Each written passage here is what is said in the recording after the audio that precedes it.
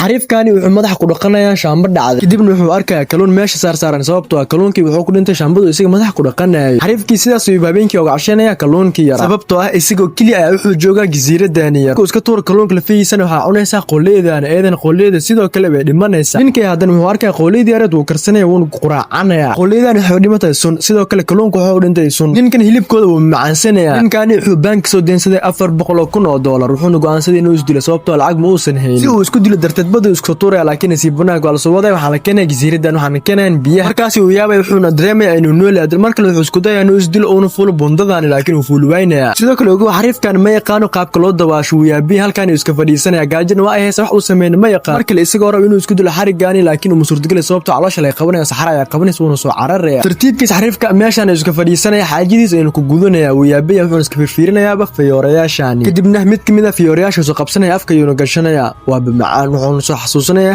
yareentiisa ruuga ayuu dareemay hadan uu iska ilmeenaya sababtoo wuxuu ilmeenaya waxa taa wax ku dhacay isaga oo kaliya isaga waa qof nolosha ka dhacay sidoo kale nolosha dhan waa uu dhibsaday wax uu sameeyay ma yaqaan jasiiradan yarna isaga oo kaliya ayaa ku nool markaas uu bilaabay mirayaasha geedaha dhulka ku yaalo adil inuu cuno kadibna wuxuu ku fikirayaa meeshan kaliya inuu iskaga noolaado ku qaato nolol aad iyo qurux badan uu sameeyo dab wuxuu sameeyay wuxuu isku rugaa geedaha meeshaasi ayuu ku cabeeyaa sigaarkan aad u jeedaan markaas ayuu qof walna amal wuxuu bilaabay inuu arooriyo alaab kuna shubo jabaankani kaas ayuu iska socdo wuxuu arkayaa doon jabsan kana sameeysan bomba lahaan geeda ayuu soo cararaya si uu soo gaaro doontan jabsan uu iska dhex seexanaya maalmo kadib xariifka wuxuu arkayaa doon soo qeylinaysa kaas ayuu soo istaagaa wuxuu fiirinayaa doonta wuxuu bilaabay hadan inuu ka dhunto sababtoo ah isaga marabo in la arko wuxuu rabaa meeshan kaliya inuu iskaga noolaado sababtoo ah wuxuu ogaaday nolosh magaalada inay tahay mid aad iyo aad u nooc maalmaha kamid ah wuxuu arkayaa bac ay ku sawirantahay bacda markuu sii furan waxa ku sii jirta dhexdeeda bac kale laakiin waxa ku sawiran baastaas in meeshan laga heli karo kaliya ay ku nool yahay kaas yaa ninka nadaagta ka soo haray iska seexanaya laakiin wuxuu qoriyoonaya isagoo cunaya mar waliba baastadani kaas ayuu fakaraya xariifkii si uu sameesto baasto si walba uu sameeyo sameysmaanaysa baastada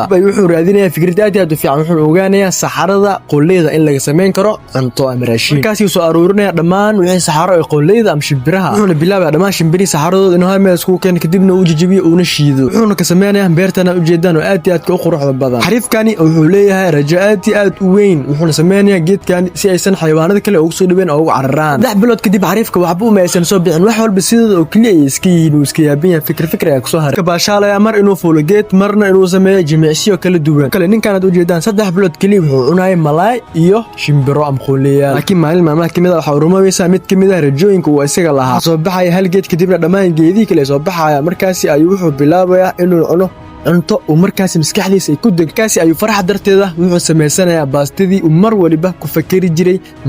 maalmaha kamid ah inuu cuno ugu dambeyn xariifkii wuxuu sameysanayaa baastada libaraasi ay ku dheehan tahay farxad sababtoo ah cuntadan waa cunto isiga gacantiisa uu ku sameystay aad bay u macaan badan tahay markaad gacantaada ku sameysato cuntada daawada ha ilaabin muuqaalkan inaad like inoo saarto markaasi ayuu xariifkii wuxuu cunayaa cuntada isigoo aad iyo aad u faraxsan walibana ilmeyna ka waran adigoo 3 bilood meel ku xayrna cunana cunto aad ku faraxdo maalinta cuntaas cunayso maxad dareemi lahayd